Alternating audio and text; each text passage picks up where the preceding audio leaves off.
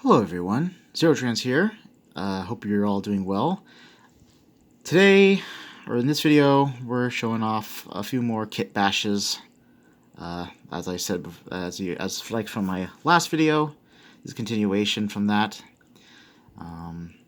So I would say about a month ago, I watched a couple videos about making some warbands for a war game called Forbidden Soul, or skirmish adventure game, and that inspired me to make my own kind of miniatures of for dark fantasy games essentially.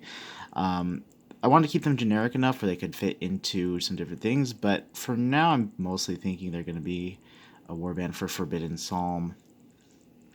Anyway, this is the first one I made, and he's already painted and built.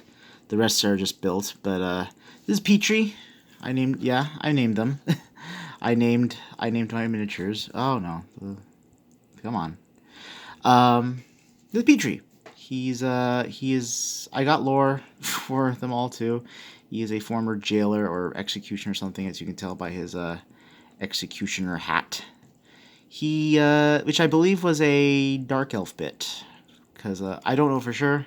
It was the kit it came from. Well, it wasn't a kit at all. It was just a bag of miniatures. Bag of miniature bits I got off eBay.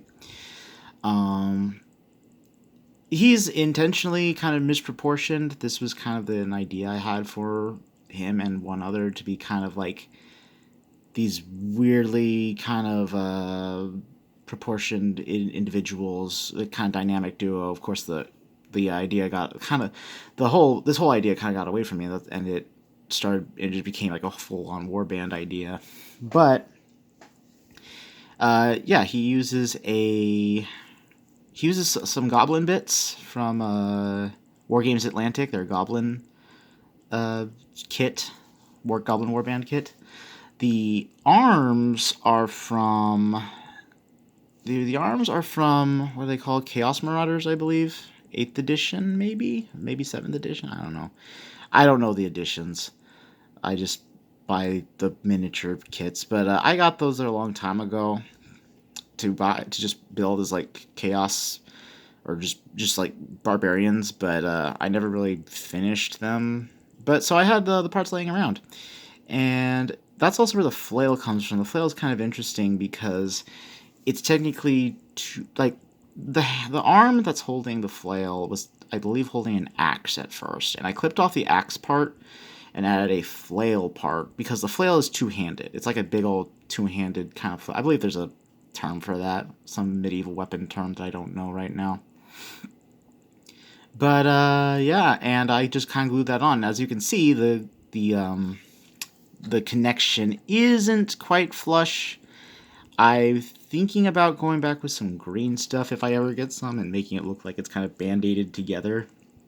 Like very badly band-aided together. But for right now, maybe it's just a misshapen stick that it's on. That little haft. He's probably not, he's probably used it a lot. Anyway, he's as I said before, he's a former jailer. I don't know exactly much more outside of that. I don't know. I like making backstories and characters and stuff, and yeah, because this design was inspired by someone else's miniature, but it's not exactly. It doesn't use any of the same parts at all. It was originally going to be but it was originally going to use like a plague bearer, an AOS plague bearer body, but I found out those guys are kind of tall, and I wanted this guy to be really short, so a War Games Atlantic goblin body worked just fine.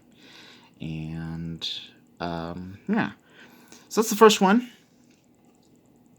And now, I'm gonna get the other one. Hold on just a second. I realized I didn't bring it with me.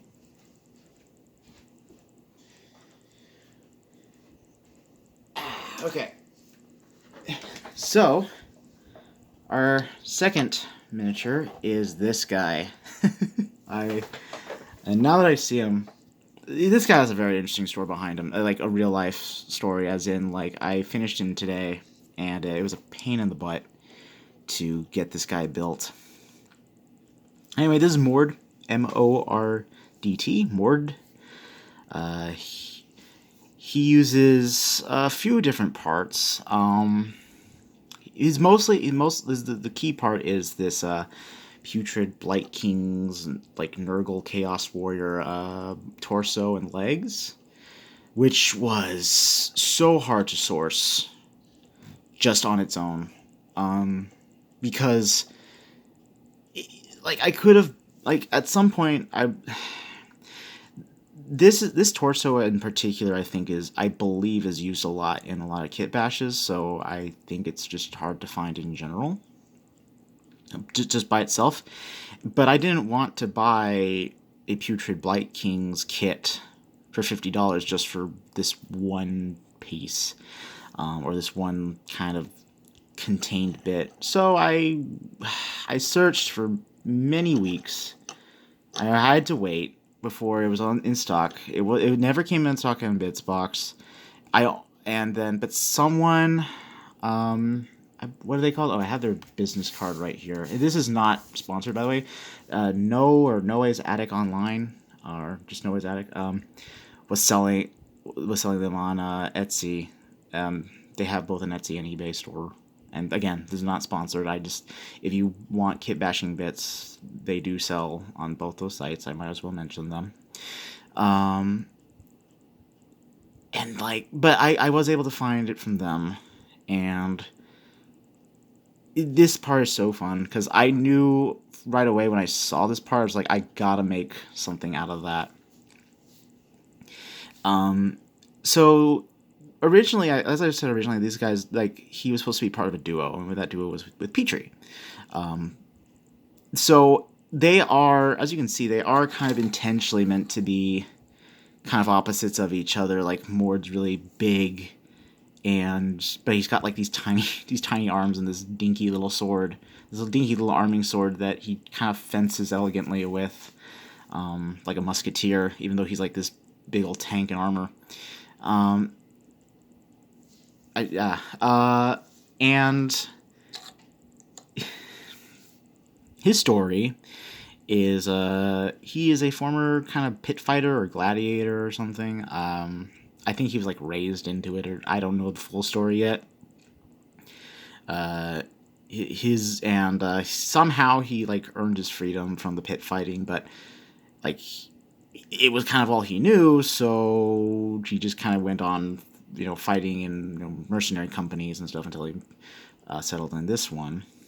He's also got a really funny voice. I imagine him talking a bit like almost like this with this Mickey Mouse style falsetto.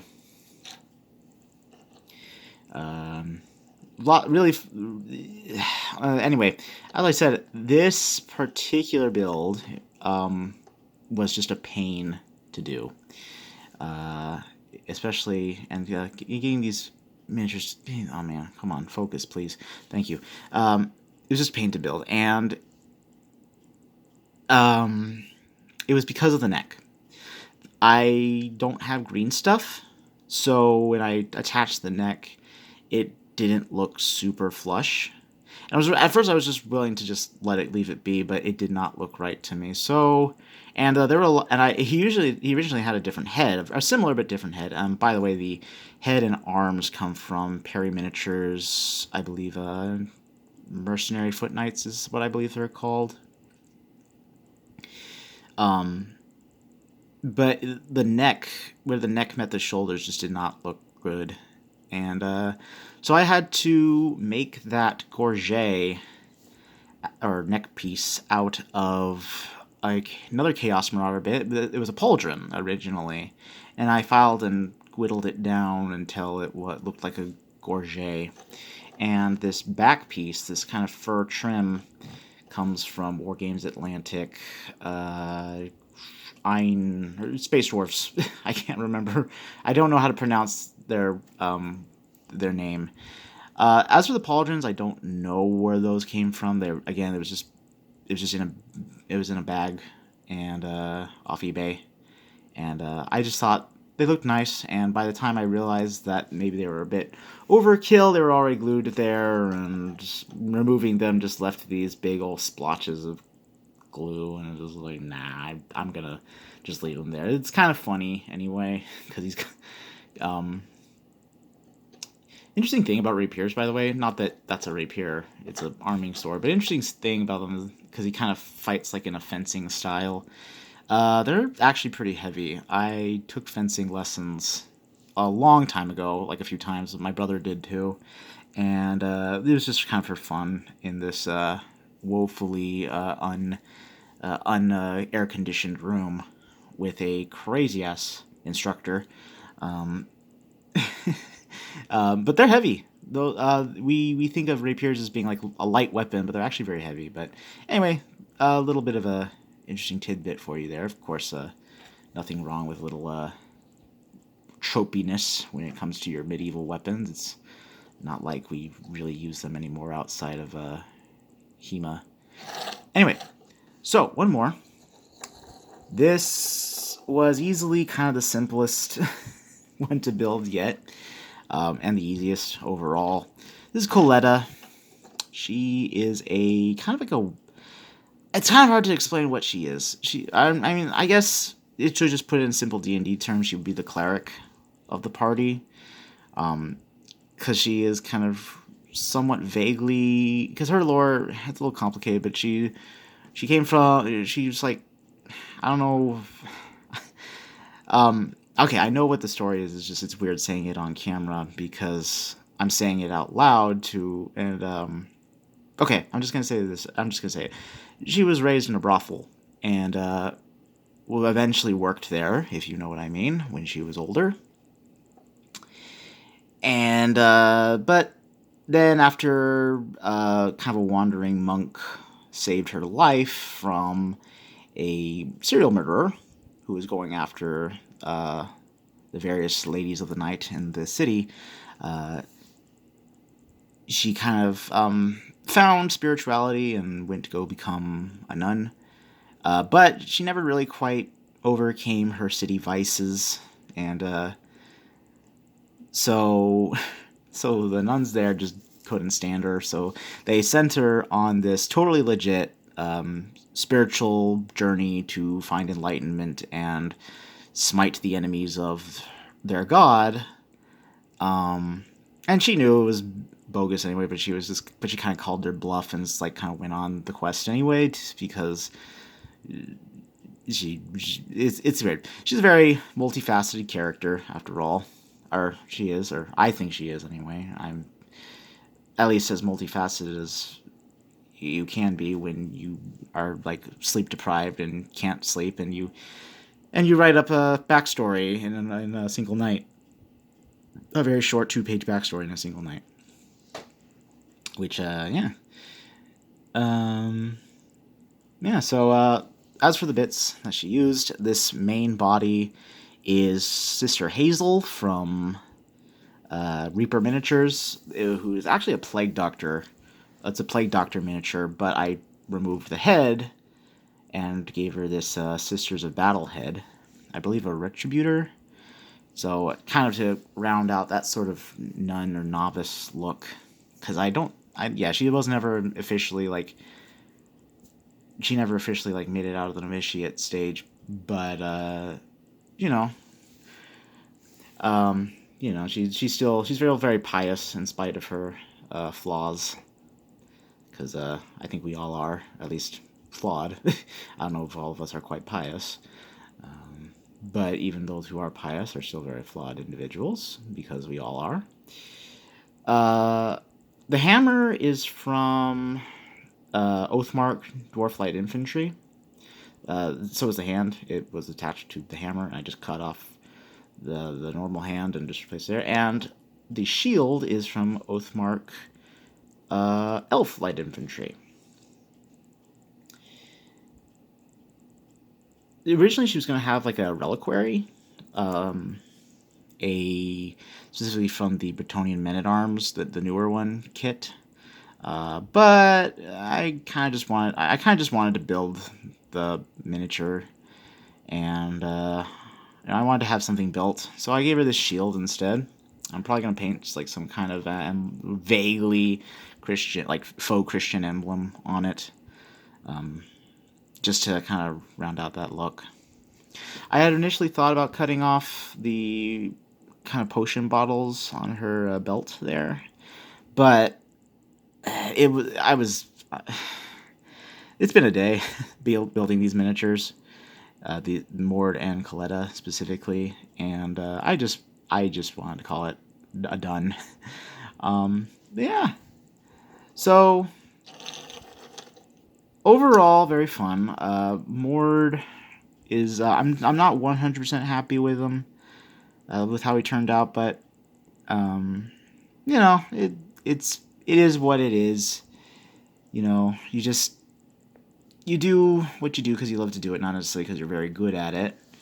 Eventually, I want to paint up Coletta and Mord, and as well as build the other two. I know who the fourth one is going to be. I think he's gonna be the leader of the bunch. You know him well. He's finally back to kick some tail. No, he's gonna be some kind of pistolier. I don't have lore for him yet or a name, but I have at least one of the main parts coming in next week. That's gonna be fun because that's another really hard to find kit. The Wargames Atlantic Fantasy Guard kit that just came out, and the last one I don't know. I right now I'm thinking some kind of ranger or mage, or a ranger mage. um, I don't know. I don't know. I think it's gonna be another girl because I don't know. Coletta needs a friend, needs someone to not needs someone to bond with. I guess not that men and women can't bond, but you know, we I don't know. This is getting playfully sexist now, so I got to be careful. I'm I'm so sorry. I'm so sorry. Uh, yeah. So thank you for watching. If you watched this far, um, I know this video is going on a little long, and I've been rambling a bunch, but yeah, this is what happens. But yeah, thank you for watching this far, and I will see you hopefully someday soon. Goodbye.